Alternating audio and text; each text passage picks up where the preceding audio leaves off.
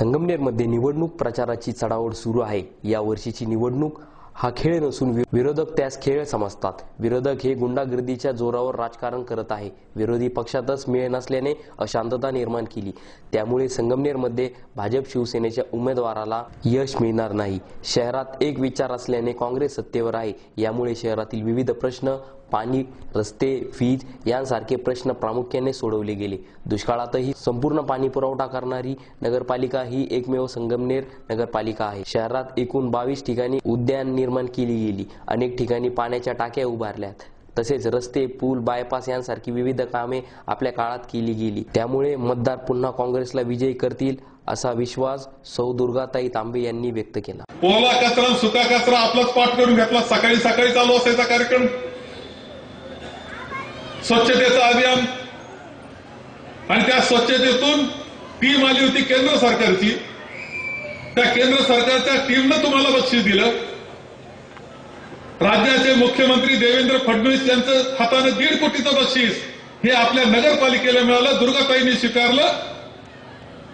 तो सांगतो की त्यावेळेस फडणवीस असं म्हटले, त्यांचं मोठं मन मानू आपण त्या बाबतीत। ते म्हटले की असं जर काम असेल तर पक्ष पाहू नका, त्यांना मत देऊन टाका। दुर्गाताईकडे हात करून म्हटले। आता याच्यापेक्षा काय पाहिजे? ते रस्ते पूर्ण करण्याचं काम सुद्धा आपलं चालू आहे। रस्त्याचे अनेक प्रश्न आपण सोडवलेत। पुन्हा नाशिक हायवे आपला जाम होत होता, आता आपण पाहतो की तिथं सुद्धा डबल पूल झाला। तिकडे वाघापूर निंबाळ्याला पूल झाला, तिथं कॉजवे आपण केला, इकडे बायपास आपण केला।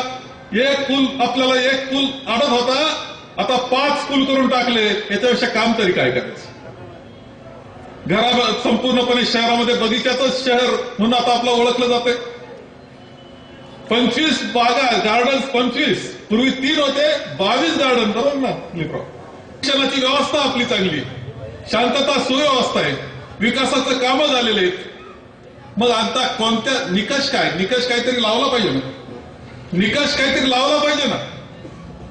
आणि निकष लावाल तर तुमच्या सगळ्यांची एक गोष्ट लक्षात येईल की सगळ्या निकषावर पास होणार, नुसतं पास नाही, 100 पैकी 100 मार्क द्यावा इतकं चांगलं काम या सगळ्यांच्या हातून झालं। त्यांच्या पाठीशी उभं राहिलं पाहिजे या मताचा मी आपल्या सगळ्यांना आहे। मला खात्री आहे दुसरे आता उमेदवार कसे त्याच्या बाबतीत काय फार टीका करावा अशी परिस्थिती नाहीये। जे उभे राहिलेत ते एक पूर्वी नगरसेवक होते। त्यांच्या वार्डात जरी जाऊन विचारलं तर वार्डातली माणसं सुद्धा नाराज आहेत। ज्यांना वार्ड सांभाळता येत नाही ते नगराध्यक्ष व्हायला निघाले, अशा प्रकारची अवस्था आहे। इथे खूप चांगल्या पद्धतीनं पगडाल सरांनी सांगितलं, ज्यांचे अवैध धंदे ते नगराध्यक्ष व्हायला निघालेत, अशीच स्थिती आहे। जे कधी काही नाव आपलं महाराष्ट्रामध्ये न्यायचं, अख्खा महाराष्ट्र मुद्दाम पाहतोय की संगमनेरला काय घडतंय, उत्सुकता आहे। आपल्याला दाखवून द्यायचं की संगमनेर उभं राहतं, कायम काम करणाऱ्याच्या पाठीशी उभं राहतं, हे दाखवून देण्याची जबाबदारी तुमची आमची आहे, लक्षात घ्या। पगडाल साहेबचा एक मुद्दा आणखी चांगला आहे। 2 वर्ष मिळाले होते, एखादं काम तर करायला पाहिजे होतं का नाही? कोणतंच काम केलं नाही वस्तुस्थिती। आमच्या एका नगरसेवकानं म्हाळुंगीला आम्ही पूल आणून देऊ म्हटले, पूल करून देतो म्हणे छोटामध्ये शाहीनगरला जाणारा। आम्ही त्यांना इस्टिमेट करून दिलं 25 लाख, 50 लाख, 75 लाख, कोणतं तरी एक आणा। 2 वर्ष झाले अजून काय आणू शकले नाही ते। आता नंतर उभेच राहिले नाही, उभे राहावं अशी परिस्थिती नाही। ही सगळी अवस्था पाहिल्यानंतर शेवटी काम हे आपल्यालाच करावं लागणार आहे।